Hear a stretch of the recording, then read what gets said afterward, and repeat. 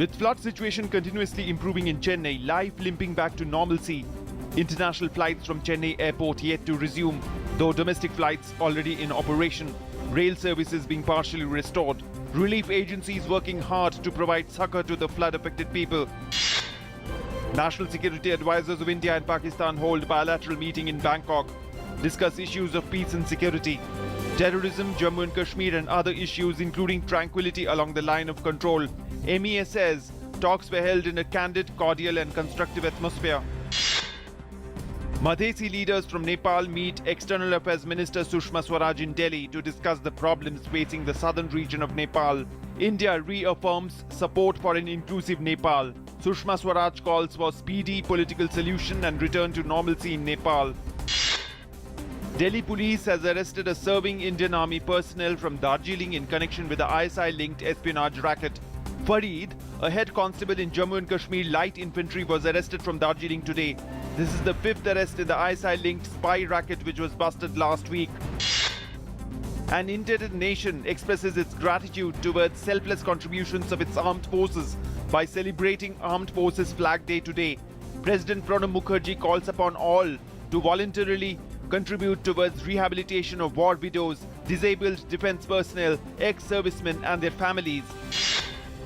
In Delhi, road rationing plan for odd-even number formula for vehicles released. Monday, Wednesday and Friday designated for vehicles with odd number plates, while other 3 days for even number plates. But city's AAP government still undecided about Sunday. A 140-member contingent of the Indo-Tibetan Border Police Force comprising 7 women was yesterday flagged off for rendering UN-mandated police duties in the African nation of the Democratic Republic of Congo. This is the 10th contingent of the border guarding force to the Central African nation, and it will be stationed in Bunia.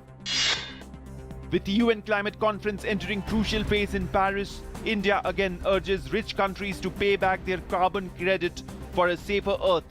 Environment Minister Prakash Javadekar says India would ensure that the principle of common but differentiated responsibilities is respected. Iraq asks Turkey to withdraw its forces from Iraqi soil. Iraq's Prime Minister says Turkish forces have entered Iraq illegally and should leave within 48 hours. After that, Iraq will use all available options, including recourse to the UN Security Council. Britain's army was called in to help put down sandbags and evacuated people from their homes as Storm Desmond's torrential rain and strong winds swept across northwestern England and Scotland over the weekend. Further flooding and disruption is expected as forecasters warn of more heavy rain on Monday in Scotland, northwestern England and Wales. David Cameron has tweeted his sympathy for those affected by the flood. France's far-right National Front pulled off a historic win, largely topping the vote in the first round of regional elections in a breakthrough that shakes up the country's political map before 2017 presidential elections. The elections are the first electoral test since last month's Paris attacks. A second round of voting will be held on 13th December. At least 32 ISIS fighters were killed on Sunday in apparent US-led coalition airstrikes on the group's Syrian stronghold of Raqqa province. The Syrian Observatory for Human Rights said the series of strikes to the north, east and southeast of Raqqa city hit ISIS bases and also injured more than 40 members of the group.